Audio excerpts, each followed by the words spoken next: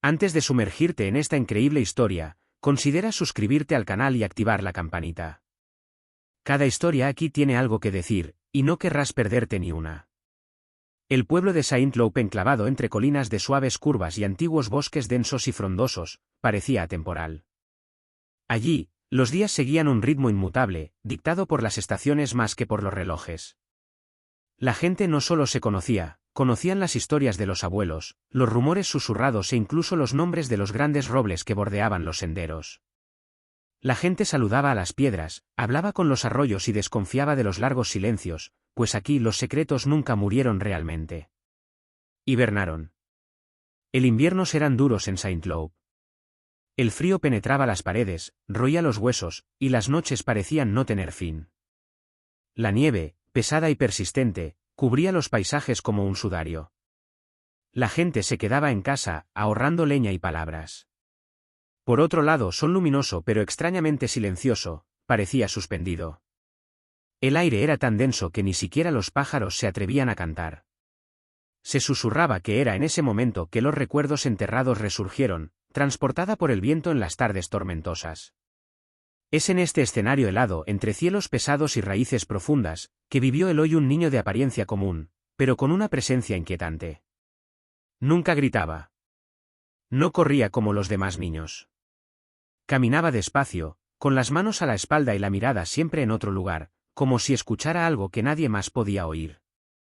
Sus ojos, de un verde pálido casi translúcido, parecía viejo. Eso era lo inquietante, demasiado mayor para sus 6 años. Cuando lo mirabas, a veces tenías la extraña impresión de que estaba leyendo tus pensamientos, o peor, tus arrepentimientos. Jan y Ellen Dargel, sus padres adoptivos, eran una pareja respetable. Jan era un hombre íntegro, de voz profunda y manos grandes, como talladas en madera. Había dirigido el aserradero del pueblo durante 20 años. Helen, esbelta y elegante a pesar de sus arrugas, dirigía la biblioteca municipal. Ambos vivían en una gran casa de piedra gris a las afueras del Bois de la Falle, una antigua residencia rodeada de hiedra y recuerdos. Poco se dijo sobre la adopción de Eloy. Solo lo suficiente para saciar la curiosidad. Su madre, prima lejana de Helen, había desaparecido, dejando al niño atrás. Nadie sabía más. El resto eran solo fragmentos, silencios incómodos e hipótesis que nadie se atrevía a decir en voz alta. Cabe mencionar que en el pueblo la gente sabía cuándo era mejor no hacer preguntas. ¿Qué carajo? Una tarde de otoño, mientras la lluvia golpeaba las ventanas y el fuego proyectaba sombras danzantes en las paredes de la sala, la frase cayó. Una frase sencilla, colocada con la misma delicadeza que una piedra en un estanque tranquilo. Mi verdadera madre está en el pozo. El silencio que siguió fue más frío que la lluvia de afuera. Jan levantó la vista del periódico, con expresión de desconcierto. Luego se rió, una risa seca, nerviosa, demasiado rápida. Ellen, sin embargo, no rió. Su rostro, ya pálido, perdió otro tono de color. ¿Qué idea más rara, cariño? ¿Quién te lo dijo? Preguntó con voz temblorosa a su pesar. Eloy se encogió de hombros lentamente, sin mirarlos. Contempló las llamas. Me lo dice por la noche. ¿Llore? Quiere que la encontremos. No había miedo ni tristeza en su voz. Solo una extraña certeza, como si lo que decía no fuera una hipótesis, sino un hecho evidente. Jan dejó bruscamente su vaso sobre la mesa. ¿Has estado leyendo uno de esos libros en la biblioteca otra vez, eh? Ellen, tienes que estar atenta a lo que lee. Pero Ellen no respondió. Miró a Eloy, y en sus ojos brillaron cosas que su marido no vio: angustia, gratitud, remordimiento. No era la primera vez que decía eso. Pero esta vez, lo dijo con las palabras adecuadas. Esa noche, Eloy subió a su habitación en silencio. No recibió postre ni besos en la frente. Pero en cuanto se cerraron las contraventanas, se sentó frente a la ventana, miró a lo lejos hacia el jardín y murmuró en voz baja, como una oración. Te escuché, mamá. Te voy a liberar. Y en la noche oscura, en el fondo del jardín, bajo el viejo sauce inclinado sobre el borde sellado del pozo, una sombra se estremeció. Los rumores empezaron a circular silenciosamente, como una niebla otoñal que se cuela bajo puertas cerradas. No se dijo nada oficialmente, por supuesto. No era el estilo típico de la aldea. Pero las palabras se deslizaban de boca en boca, se filtraban entre las ramas durante los paseos por el bosque, flotaban sobre los puestos del mercado como polvo invisible. Se dijo que Eloy habló de noche, no dormía, no, pero sí muy despierto. Los vecinos afirmaron haberlo visto de pie junto a la ventana de su dormitorio, con los brazos colgando y la mirada perdida en la noche, susurrando algo al viento, en un lenguaje demasiado tranquilo para ser el de un niño. La coincidencia se estaba volviendo insoportable. Y cuanto más hablaba Eloy por la noche, más hojas muertas se amontonaban en torno al pozo olvidado, más el aire parecía cargado, pesado, casi eléctrico. A veces, en las noches sin luna, oíamos, como un sollozo llevado por el viento. Se dijo que solo era un zorro herido. Pero algunos, revolviéndose en sus camas, pensaron otra cosa. Una mujer estaba llorando. Y un niño estaba escuchando. Una vieja costurera, Madame Bremont, juró que una vez, al regresar tarde de cenar en casa de su sobrino, había visto la silueta del niño, descalzo sobre la hierba mojada, caminando lentamente hacia el fondo del jardín justo frente al viejo pozo sellado. Se quedó paralizada por un escalofrío inexplicable, y se dio la vuelta sin decirle nada a nadie. Ni siquiera a su sobrino. Estoy segura de que estaba hablando con alguien, le susurró después a su amigo el panadero. Alguien o algo. Helen, por su parte, intentó mantener la dignidad.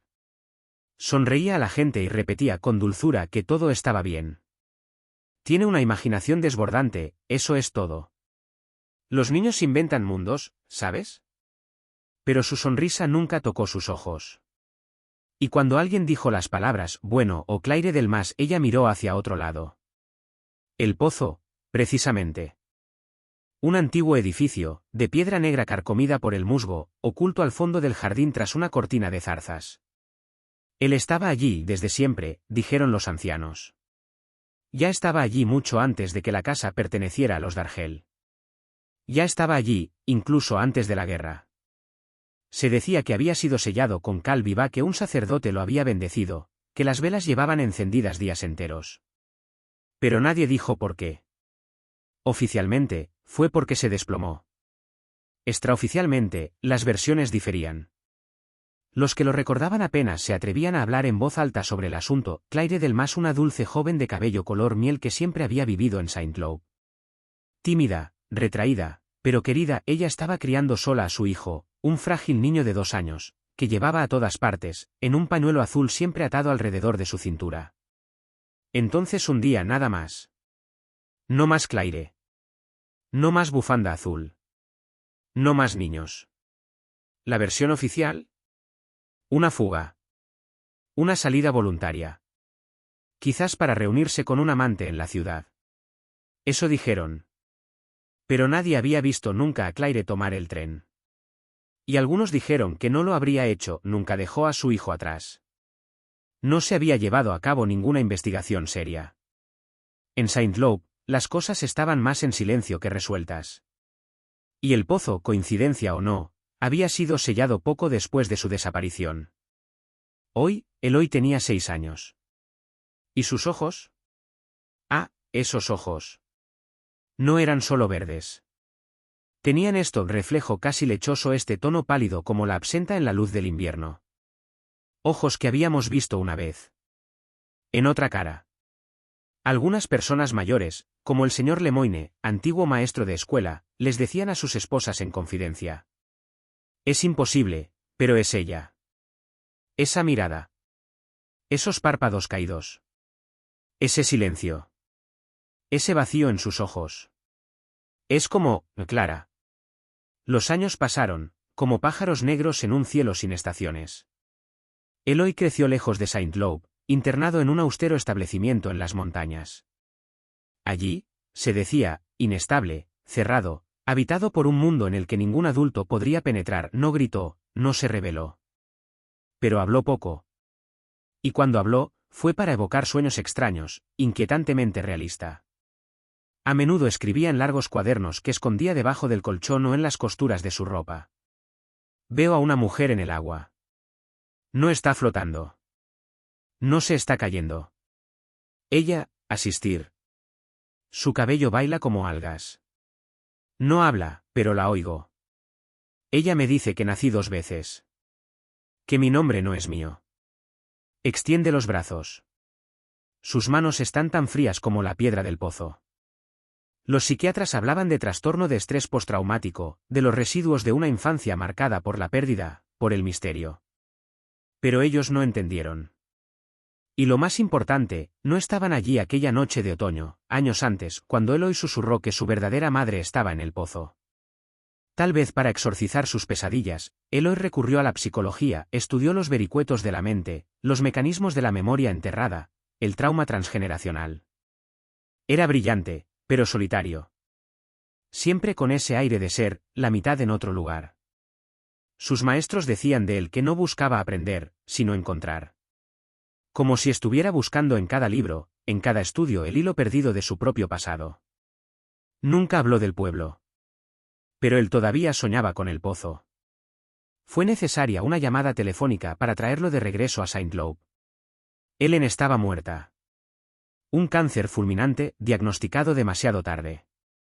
La enfermedad se la llevó en pocos meses.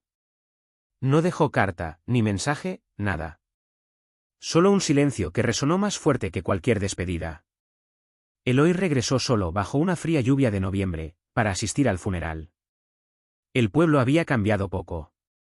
Las mismas calles estrechas. Las mismas cortinas de encaje en las ventanas. Los mismos silencios al echar un vistazo. Jan, su padre adoptivo, no era más que una sombra del hombre que había sido. Tenía la espalda encorvada, las manos temblorosas, la mirada perdida en recuerdos sin voz. Hablaba poco. Ya casi no comía. Se sentaba durante horas frente a la chimenea apagada como si estuviera esperando una sentencia. La casa familiar quedó congelada en el tiempo. Los muebles encerados, las alfombras gruesas, los viejos retratos en las paredes. Todo allí respiraba el peso de las cosas que no se dijeron. Pero en el fondo del jardín. El pozo todavía estaba allí. Cubierto con una gruesa losa de piedra, sellada con cal, marcada con líquenes y musgo. Nadie se acercó. Nadie lo mencionó. Pero Eloy lo miró de otra manera. Acudió allí la primera noche después del entierro. Con los pies en el barro y las manos en los bolsillos. Permaneció allí largo rato, bajo la llovizna, contemplando la silenciosa boca del pozo como se contempla una tumba olvidada. Algo dentro de él se abrió. No era miedo, un reconocimiento. Murmuró, como quien habla con un recuerdo. He vuelto. Estoy listo. Y en el silencio que siguió, creyó oír un ritmo. Luz. Subterráneo. Como un corazón. Tiene 26 años. Eloy tomó una decisión que sabía que era irreversible, iba a restaurar la casa familiar, vivo allí tiempo completo, me enfrento a cada habitación, a cada susurro, a cada sombra. El edificio había envejecido como un cuerpo demasiado silencioso. Las paredes mostraban las grietas de lo no dicho, el parqué crujía bajo el peso de los secretos. Las cortinas ya no eran más que velos amarillentos, y en el ático aún flotaba el olor a lino viejo y el más tenaz de un recuerdo reprimido. Eloy ya no quería huir. Ni de sus sueños. Ni de su pasado. Ni de esto bueno. Llamó a una empresa de reformas de confianza. Se advirtió a los trabajadores, el pozo del fondo del jardín, sin uso desde hacía décadas, quedaría destruido, demasiado peligroso, había dicho. Pero en el fondo él esperaba o temía. Ya no estaba seguro. Al amanecer, bajo un cielo gris, los obreros comenzaron a desmontar el remate de piedra. El musgo se resistía. La tierra también. Entonces bajaron una bomba para evacuar el agua estancada y negra, casi aceitoso. Fue entonces cuando el olor se elevó. Ácido. Denso. Orgánico. Sin duda, el de la muerte. Un trabajador vomitó. Otro retrocedió, pálido como una sábana. El capataz, preocupado, detuvo el trabajo y llamó a la policía. Eloy, a un lado, no dijo nada. Miraba el pozo, inmóvil, como si todo esto estuviera escrito. Como si algo en lo profundo de él había estado esperando este momento desde siempre. Lo que sacaron fue metódico y lento. Fragmentos de hueso. Un cráneo partido por la espalda. Jirones de ropa carcomidos por la humedad. Y entre esta materia descompuesta un objeto intacto, un colgante en forma de paloma, suspendido de una fina cadena de plata. Eloy lo reconoció inmediatamente. Lo había visto en sus sueños. Todavía alrededor del cuello de la mujer en el agua. Siempre brillando, como un faro de esperanza en la oscuridad. Los análisis confirmaron lo que el corazón de Eloy sabía desde la infancia, desde aquella frase susurrada una tarde de otoño. En efecto, era Claire Delmas. Su madre biológica. Desapareció 24 años antes. La apertura de la investigación provocó un terremoto en el pueblo, los periodistas acudieron en masa. Se soltaron las lenguas. Viejos rumores resurgieron como cadáveres olvidados. El pasado, que se creía enterrado, gritaron en los callejones de Saint-Lô. Jan Dergel fue arrestado agotado, pálido, sin resistencia. Ante la presión él habla. La verdad era más sórdida de lo que nadie había imaginado, y sin embargo extrañamente humana. Claire había sido su amante mucho antes que Helen. Una historia discreta, un amor en la sombra. Cuando quedó embarazada, Jan, absorto en sus ambiciones sociales, se negó a reconocer al niño. Claire no la había amenazado. Simplemente había pedido ayuda.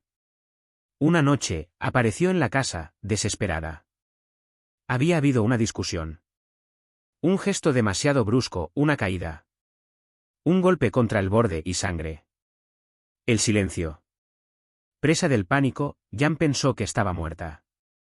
Así que arrojó su cuerpo al pozo, cerró la piedra y selló el horror bajo tierra. Luego, unos meses después se casó con Helen, quienes, por una cruel coincidencia, no pudieron tener hijos. Juntos, adoptó a Eloy. Sin decir nunca nada. Enterrando la verdad en el corazón mismo de su hogar. El pueblo quedó atónito. Luego avergonzado. Porque poco a poco, los habitantes tuvieron que admitir que nadie creyó realmente que Claire se había escapado. En aquel entonces susurrábamos. Nos hacíamos preguntas. Pero nadie se atrevió a mirar dentro del pozo. Todos prefirieron olvidar. Jan murió en prisión preventiva unos meses después. De un paro cardíaco. Algunos decían que era justicia divina. Otros, un simple cuerpo desgastado por las mentiras. Eloy, ahora solo, transformó el pozo. No lo volvió a cerrar. Plantó piedras blancas por todas partes. Un pequeño círculo de paz. De memoria. De silencio pacífico. Todos los días él venía y se sentaba allí. No rezar. No quejarse. Pero estar allí. Justo ahí. El día del entierro de Juan, una ligera lluvia caía sobre las piedras del cementerio. Eloy estaba solo. Sin familia. Sin discursos. Solo el sonido de la tierra mojada sobre el ataúd. Luego, mientras caminaba de regreso hacia la casa, él la vio. Una silueta en el borde del jardín. Inmovilizado bajo las ramas desnudas del gran roble. Una mujer. Sus rasgos estaban borrosos, casi disueltos en la luz gris del crepúsculo. Ella llevaba un vestido pálido. Su cabello mojado le caía por la espalda. Su sonrisa era dulce, antigua, inolvidable. Ella no habló. Pero ella le extendió la mano. Eloy no se movió. Él no gritó. Él no lloró. Él simplemente susurró. Estoy aquí, mamá. Te encontré. Y en este silencio casi sagrado. El viento pareció responderle. Unos años más tarde Eloy publicó un libro. Un libro que le llevó meses escribir. Y toda una vida para comprender. El pozo del silencio. Un título sencillo. Serio. Cargado de ecos. No era una novela. Ni un diario. Era un texto híbrido, entre narrativa personal, meditación sobre el trauma y reflexión sobre los silencios familiares. Habló en él cosas que enterramos por miedo, mentiras transmitidas de generación en generación, de estas verdades sofocadas en el algodón de las convenciones.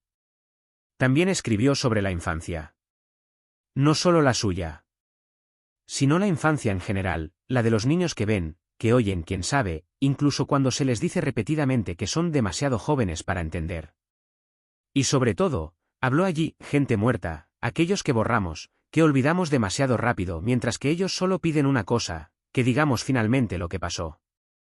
El libro era crudo, poético, implacable. No buscaba venganza ni compasión. Solo la luz. Contra todo pronóstico, la obra tocó una fibra sensible en el país.